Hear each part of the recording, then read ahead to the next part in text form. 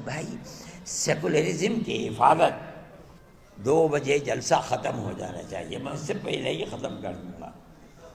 میرے بھائی جمعیت علماء کا اپنا ایک کردار ہے، ہم اس سیکولر دستور کے محافظ ہیں۔ ہم سمجھتے ہیں کہ صرف زبانی نہیں کہ دنیا میں جا کر کے سیکولرزم کا ڈھنڈورا پیٹا جائے اور ملک کے اندر مسلمانوں کی 600 سال پرانی مسجدوں کو گرا کر کے وہاں مندر بنایا جائے، یہ سیکولرزم نہیں ہے، یہ ڈھول کا پول ہے۔ آپ کی پارلیمنٹ فیصلہ کر چکی ہے آج سے تقریباً 30-32 سال پہلے کہ جو مسجد جہاں جو مذہبی عبادت گاہ بنی ہوئی ہے سن 47 میں، اس عبادت گاہ کو اسی حال میں رہنے دیا جائے گا۔ آج آپ یہ کہتے ہیں کہ نہیں، بنارس کی مسجد کو توڑ دو، وہ ہماری ہے، متھرا کی مسجد کو توڑ دو۔ آپ کے کردار کا اور پارلیمنٹ کا کیا اعتبار ہے یہ بتائیے؟ کیا چیز ہے پارلیمنٹ کے اندر؟ پارلیمنٹ ایک قانون کو بناتی ہے، آپ اس قانون کو ٹھوکر مار دیتے ہیں۔ آپ جو قانون آج بنا رہے ہیں کل کو دوسرا اسے ٹھوکر مار دے گا، یہ تو آپ نے ایک ریت اور رواج کر دیا، ہمیں کوئی غرض نہیں ہے، اور حکومت خاموش بیٹھی ہوئی ہے۔ میرے بھائی جمعیت علماء حکومت کا لحاظ کرتی ہے، جن کو حکومت ہے ہمارے ملک کے عوام نے ان کو بیٹھالا ہے، ہمارے ملک کی اکثریت نے دستور کے مطابق ان کو ووٹ دیا ہے، ہم نے ووٹ دے کر کے انہیں بیٹھالا ہے۔ ہم یہ سمجھتے ہیں کہ ان کو ملک کے دستور کے اندر اس طریقے کی تشریح جس سے ملک کے ایک بہت بڑے طبقہ 20-25 کروڑ لوگوں کے حقوق کو آپ ٹھوکر مار رہے ہیں، ملک اس طرح امن و امان کے ساتھ نہیں چل پائے گا، اور اس کے نتیجے کے اندر ملک کی جو صورتحال ہے، آپ اپنی زبان سے کہتے رہیں کہ ملک ترقی کر رہا ہے اور ساری دنیا کے اندر ترقی کا ڈھڈورا پٹ رہا ہے، مگر ملک کے عوام کی جو صورتحال ہے اور فقر اور بے کسی کی جس طریقے پر پورے ہندوستان کے اندر کیفیت ہے، آپ اس کو دیکھ لیجئے۔ میں اپنی زبان سے کچھ نہیں کہتا ہوں، میں ایک مذہبی آدمی ہوں، میرا اپنا ایمان اور یقین ہے کہ اللہ جو چاہتا ہے وہ کرتا ہے، یعنی ایشور جو چاہتا ہے وہ کرتا ہے، یعنی اوم جو چاہتا ہے وہ کرتا ہے۔ آج آپ کر رہے ہیں، ٹھیک ہے کر دیجئے، کل کو حالات بدلیں گے دنیا کے اندر، میں زندہ ہوں، میں بھی مر جاؤں گا اور دنیا کا ہر آدمی مر جائے گا، دوسرا آئے گا اپنے خاص ذہن کے ساتھ آئے گا۔ حالات کیا ہوتے ہیں ان کو آج نہ میں جانتا ہوں نہ کوئی جانتا ہے، اللہ جانتا ہے اور ان کے سوا کوئی نہیں جانتا۔ میرے بھائی ہم یہ سمجھتے ہیں کہ امن و امان کو پکڑنا چاہیے۔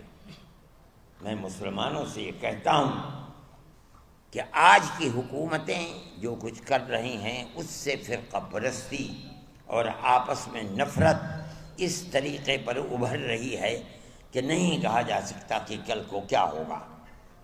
میں جمعیت علماء کے ہر ورکر سے یہ بات کہتا ہوں کہ آپس میں پیار و محبت کو پیدا کرو۔ اس کا یہ مطلب نہیں ہے کہ مسلمان سے پیار نہیں، اس ملک کے ہر رہنے والے سے محبت کرو، اپنے دکھ میں سکھ میں انہیں شریک کرو، ان کے دکھ اور سکھ کے اندر تم شریک ہو۔ ان کے یہاں شادی بیاہ ہے وہ تم کو نہیں بلاتے، جاؤ اور مبارکبادی دے کر چلے آؤ۔ کھانا کھلاتے ہیں کھاؤ، نہیں کھلاتے نہ کھاؤ۔ جب تمہارے یہاں سکھ ہو، شادی بیاہ ہو، تم اپنے رشتہ داروں کو جس طرح بلاتے ہو اپنے دائیں بائیں رہنے والے غیر مسلموں کو بلاؤ۔ یہ تمہاری پرانی زندگی ہے، آج کی نہیں، یہ ہزاروں سال پرانی زندگی ہے، اور اسی طرح اس ملک کے اندر ہم رہتے چلے آئے ہیں۔ دنیا کے کسی ملک کے اندر مسلمان اور غیر مسلم کو اس طرح جیسے اس ملک میں رہتے ہیں نہیں رہنے دیتے. دیکھو گے گاؤں گاؤں کے اندر رہتے ہیں. اگر ان سے پوچھو کہ مسلمان کب سے آباد ہے، نہ مسلمان جانتا ہے کہ اس کی تاریخ کیا ہے، نہ ہندو جانتا ہے کہ اس کی تاریخ کیا ہے.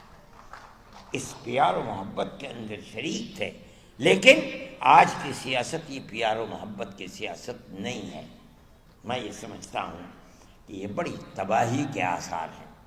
آپ کو جمعیت علماء کے ورکر ہونے کی حیثیت سے آپ کو اس سلسلے میں قدم بڑھانا چاہیے.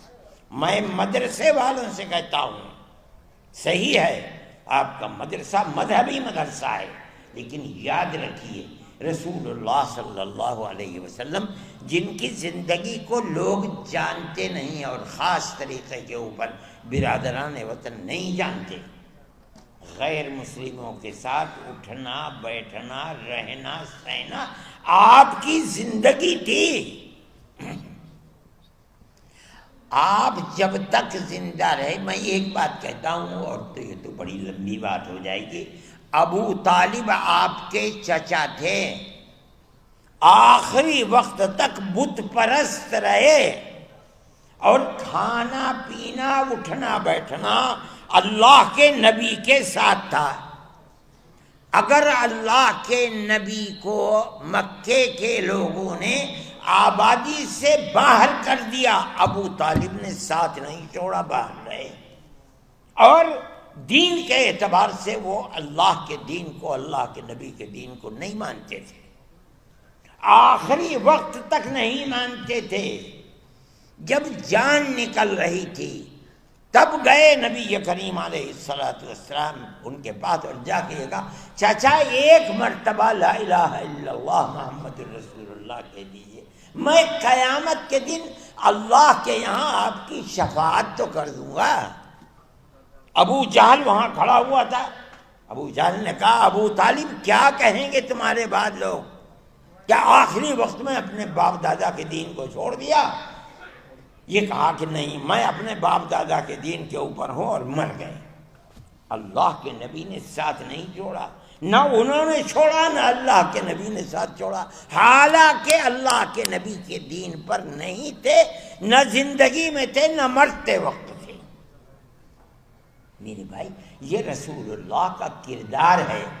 یہ سمجھنا کہ کسی غیر مسلم کے ساتھ اٹھنا بیٹھنا یہ درست نہیں، اسلام میں غلط ہے غلط ہے غلط ہے.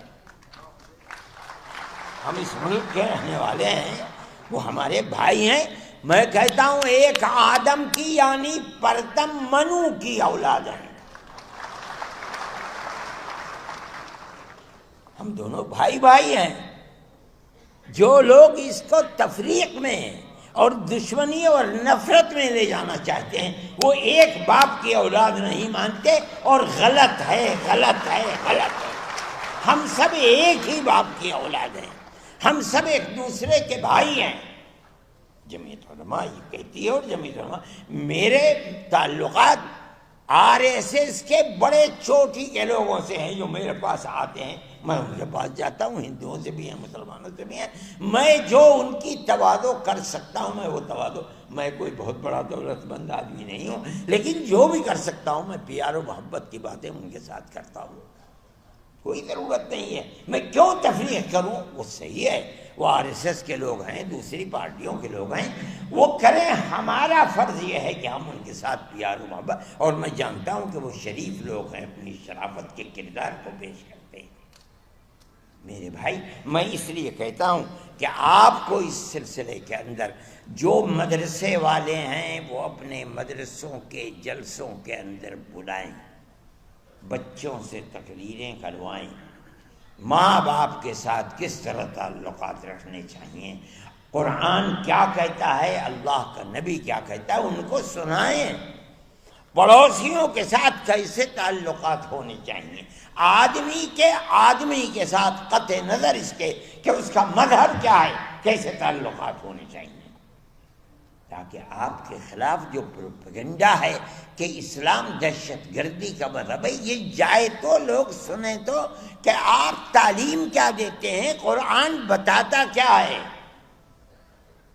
یہ ہمارا قصور ہے کہ ہم اسلام کی صحیح تصویر ان کے سامنے پیش نہیں کر پا رہے ہیں، ہمیں کرنی چاہیے۔ میں یہ بات کہتا ہوں اور آپ میری اس بات پر غور فرمائیں۔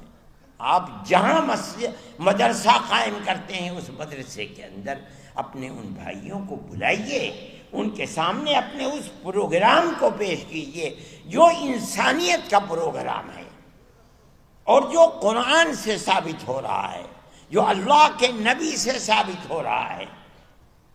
تب آپ سمجھا جائے گا کہ اسلام کی صحیح تصویر کو دنیا کے سامنے پیش کر رہے ہیں۔ اور اگر یہ نہیں کرتے تو میرے بھائی آپ کے لیے مشکلات ہیں اور قصوروار آپ ہی ہیں۔ وہ ہنسنے لگے اور انہوں نے اس کے بعد حکم دیا کہ اس کے اقلیتی کردار کو بحال کیا جائے۔ اس کے اقلیتی کردار کو، جو وزیر تھا، کپل سبل منسٹر تھے اس وقت، جب انہوں نے کہا اور سونیا جی نے کہا کہ اس کے اقلیتی کردار کو بحال کیا جائے، کر نہیں سکے کپل سبل۔ انہوں نے سلمان خورشید کو لکھا۔ سلمان خورشید کے نے، مجھے پتہ چلا رمضان میں کہ سلمان خورشید کو انہوں نے کہا، میں نے ان کو ٹیلی فون کیا، میں نے کہا کیا سلمان خورشید صاحب، کپل سبل جی جو منسٹر ہیں، وزیر تعلیم ہیں، کیا انہوں نے آپ کو لکھا ہے؟ کہا کہ ہاں مجھے لکھا ہے، میں اس کا جواب دوں گا۔ میں نے کہا کہ اگر مسلم مفاد کے خلاف آپ نے جواب دیا تو قیامت تک مسلمان چھوڑے گا نہیں، یاد رکھیے گا۔ کہنے لگے نہیں، جو اصل حقیقت ہے میں وہی لکھوں گا جواب کیوں۔ میں نے کہا بڑی اچھی بات ہے۔ انہوں نے جواب دیا اور اقلیتی کردار کو بحال کر دیا گیا۔ آج لوگ جاننے والے نہیں ہیں جمعیت علماء کو، نہیں جانتے کہ جمعیت علماء کا کردار کیا رہا ہے۔ سیکولرزم کی حفاظت جمعیت علماء نے کی ہے، ورنہ ملک کا دستور، میں اگر نام لوں کہ وہ کون لوگ تھے جو گاندھی جی کو مجبور کر رہے تھے کہ ملک اب سیکولر دستور نہیں ہوگا، لیکن جمعیت علماء کے سامنے گاندھی جی بھی اور جواہر لال نہرو بھی اور دوسرے لوگ بھی مجبور ہوئے اور انہوں نے سیکولرزم کو قبول کیا۔ اور جمعیت علماء کہ اس مطالبے کے سے کبھی کانگریس باہر نہیں جا سکی، اور اگر کانگریس باہر نکلنے کی دائیں بائیں ہوئی تو کوئی نہیں بولا۔ جمعیت علماء تنہا وہ جماعت تھی جس نے اس کے خلاف جیل بھرو تحریک کو چلی۔ اور مجھے خوب یاد ہے کہ جمعیت علماء کے سارے ملک کے لوگ دلی کی کالی مسجد کے اندر تھے، اور سونیا جی نے، اندرا جی نے ایک سفید کاغذ کے اوپر دستخط کر کے جنرل شاہ نواز کو بھیجا، اور وہ آئے کالی مسجد میں، اور انہوں نے ان کے سامنے وہ تحریر دی ان کے دستخطوں کی کہ اندرا جی نے بھیجا ہے، آپ کے جو مطالبات ہوں آپ اس میں لکھ دیجئے، میرے دستخط ہیں اور مجھے وہ مطالبات منظور ہیں۔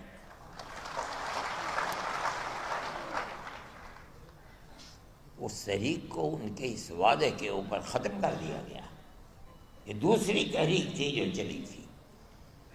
یہ جمعیت علماء کا تعلق تھا۔ آج لوگ جانتے بھی نہیں کہ جمعیت علماء نے کیا کیا ہے، ان کا خود کوئی کردار نہیں، وہ جمعیت علماء کے کردار کو کیا جانیں گے۔ میرے بھائی، آج اس سیکولرزم کو ختم کرنے کی بات کی جا رہی ہے۔ میں یہ سمجھتا ہوں کہ اس ملک کو بربادی کی طرف لے کر کے چل رہے ہیں۔ وہ اگر یہ سمجھتے ہیں کہ سیکولرزم صرف ان کے دو کھٹکتے ہیں، ان کو سب سے پہلے مسلمان اور دوسرے درجے کے اندر عیسائیت۔ ہم جس سیکولرزم کو لے کر چلتے ہیں، ہم یہ کہتے ہیں کہ تنہا مسلمان نہیں، ہر اقلیت، چاہے وہ عیسائیت ہو، چاہے ملک کے اندر براہ نام یہودیت ہو، یا کوئی بھی اقلیت ہے، جب ملک آزادی کے وقت اس کا دستور سیکولر دستور ہے، وہ سیکولر دستور رہے گا، اور اگر آپ اس سیکولر دستور کو ختم کر کے یہ چاہیں گے کہ ملک کو سلامتی کے ساتھ لے کر چلیں، ملک سلامتی کے ساتھ نہیں چل پائے گا۔ یہ 25-30 کروڑ کی مسلم اور عیسائی اقلیت کے ہوتے ہوئے آپ یہ چاہتے ہیں کہ ملک کے اندر امن برقرار رہے گا اور ان کو زندگی کا حق نہیں دیا جائے گا، دستور میں ان کا کوئی مقام نہیں ہوگا؟ نہیں ہو سکتا۔ آج آپ کے ہاتھ میں طاقت ہے، آپ یہ سمجھتے ہیں کہ جس مسجد کو چاہیں آپ لے لیں، جس طرح چاہے لے لیں۔ آپ نے جس مسجد کو لیا ہے وہاں بھی ٹھوکر کھائی ہے۔ ہم جانتے ہیں جمعیت علماء نے اس کے کیس کو لڑا ہے۔ جس دن سے مسئلہ چل رہا ہے سن 51-52 سے، اس وقت سے لے کر آج تک اس کے کیس کو جمعیت علماء لڑتی رہی ہے۔ ہم نے کتنے کروڑ روپیہ اس کے اوپر لوور کورٹ، ہائی کورٹ اور سپریم کورٹ کے اندر خرچ کر دیا۔ ہمارا کوئی پیسہ نہیں تھا، قوم نے دیا، ہم نے اس کو خرچ کیا، اور ہم برابر لڑتے رہے۔ مسئلہ کیا تھا لڑائی کا؟ مسئلہ آپ سمجھیے، ہم لڑنے والے ہیں، ہم جانتے ہیں۔ مسئلہ یہ تھا کہ جس جگہ بابری مسجد بنی ہے وہ مسجد کی اپنی جگہ ہے، یا یہ رام جنم بھومی ہے، یہاں رام کا مندر تھا، بابر نے اس مندر کو توڑ کر یہاں مسجد بنائی ہے۔ مسئلہ یہ تھا، اسی مسئلے کے اوپر لڑائی ہم لڑ رہے تھے۔ آپ کو یاد ہوگا کہ آثار قدیمہ نے اس کی کھدائی کروائی تاکہ مندر کے باقیات نیچے سے نکلتے ہیں، نہیں نکلتے، باقیات نہیں نکلے، کوئی پتھر نہیں نکلا، کوئی ستون نہیں نکلا، اور آثار قدیمہ نے اس کے اندر کامیابی حاصل نہیں کی۔ اب آپ دیکھیے، ملک کی سب سے بڑی سپریم کورٹ عدالت ہے، وہ عدالت اپنے فیصلے میں کیا کہتی ہے؟ اس فیصلے میں عدالت نے کہا ہے کہ مسجد اپنی جگہ ہے، کسی مندر کو گرا کر مسجد نہیں بنائی گئی، ختم ہو گیا۔ ہمارا جو مقدمہ 50-70 سال سے چل رہا تھا، ہم اس مقدمے کے اندر کامیاب ہیں کہ بابر نے اپنی جگہ مسجد بنائی ہے، مندر توڑ کر مسجد نہیں بنی۔ ہم مسلمان ہیں، ہم جانتے ہیں کہ اگر کسی دوسری جگہ کے اوپر مندر توڑ کر مسجد بنائی جاتی، وہ مسجد نہیں ہے۔ مسجد وہ ہے جو مسجد کی جگہ ہے اور اس جگہ کو وقف کیا گیا ہے۔ ہم تو اس مقدمے کے اندر کامیاب ہیں۔ جب یہ کہہ دیا گیا کہ مسجد اپنی جگہ بنی ہے، مندر کو توڑ کر مسجد نہیں بنی۔ دوسرا فیصلہ کیا ہے کہ جنہوں نے اندر گھس کر مورتیاں رکھی ہیں وہ مجرم ہیں، انہوں نے غلط کیا، مسئلہ ختم ہو گیا۔ جب سننے والے سن رہے تھے فیصلے کو، تیسرا فیصلہ اپنی جگہ کے اوپر تھا کہ یہ مسجد کی جگہ ہے، لیکن یہ الگ بات ہے کہ فیصلہ یہ دے دیا گیا کہ لیکن ہم یہ جگہ ہندوؤں کو دیتے ہیں۔ ٹھیک ہے، آپ نے دے دی، ہم اپنے مقدمے کے اندر کامیاب ہیں۔ ہم آج نہیں بولتے، نہ ہمیں بولنا چاہیے، اس لیے کہ جو سب سے بڑی ملک کی عدالت ہے اس نے یہ ہندو بھائیوں کو دے دی۔ ہم نہیں بولتے، ہم 1000 دفعے کہہ چکے تھے کہ یہ آخری ہماری لڑائی ہے۔ سپریم کورٹ ہمارا سپریم کورٹ ہے، ہم اس ملک کے رہنے والے ہیں، سپریم کورٹ جو فیصلہ کر دے گا ہمیں وہ منظور ہے۔